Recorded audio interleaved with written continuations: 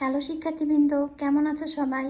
আজকে আমি আলোচনা করব নবম এবং দশম শ্রেণীর সাধারণ গণিতের 4.2 অর্থাৎ লগারিদম নিয়ে। প্রথমেই লগারিদমের সূত্রাবলীগুলো দেখে নিই। লগারিদমের জাস্ট 7টা সূত্র। প্রথমে যে সূত্রটা সেটা হচ্ছে লগ a বেস 1 ইকুয়াল 0।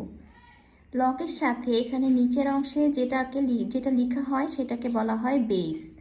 এটাকে আমরা পড়ব হচ্ছে লগ a বেস 1, আর এটার মান হচ্ছে সবসময় 0। এটাকে বলা হয় শূন্য লগ। আর এখানে এর মান অবশ্যই 0 থেকে বড় হতে হবে। 0 থেকে বড় হলেও কিন্তু কখনো 1 লেখা যাবে না, অর্থাৎ a ইজ নট ইকুয়াল 1 এবং a ইজ গ্রেটার দেন 0, আর এটাকে বলা হয় শূন্য লগ।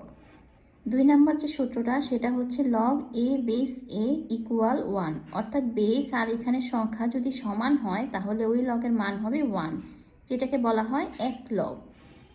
3 নম্বর যে সূত্রটা সেটা হচ্ছে log a base m into n, অর্থাৎ ইন্টু আকারে যদি থাকে তখন কি হবে? তখন সূত্রটা হবে log a base m plus log a base n, অর্থাৎ এটাকে বলা হয় গুণফলের লগ। এবার 4 নম্বরে দেখব যে সূত্রটা সেটা হচ্ছে log a base m divided by n। ভাগ আকারে থাকলে হবে বিয়োগ, অর্থাৎ log a base m minus log a base n, যেটা ভাগফলের লগ বলা হয়।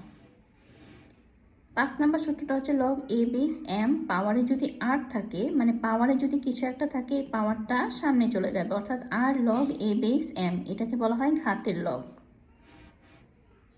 6 নাম্বারটা হচ্ছে ভিত্তি পরিবর্তনের লগ, অর্থাৎ log a base m equal, এটাকে লেখা যাবে log b base m into log a base b। এখানে 7 নাম্বার সূত্রটা হচ্ছে লগ a বেস b যদি থাকে এটাকে লেখা যাবে 1 by log b base a, অর্থাৎ এইটা চলে যাবে বেসে আর বেস চলে যাবে সাথে। এই হচ্ছে আমার সূত্রাবলী। এই সূত্রগুলি আমার লগের অঙ্কগুলো করার জন্য কাজে লাগবে। তো আজকে এ পর্যন্তই। ভালো থাকো সবাই। আল্লাহ হাফেজ।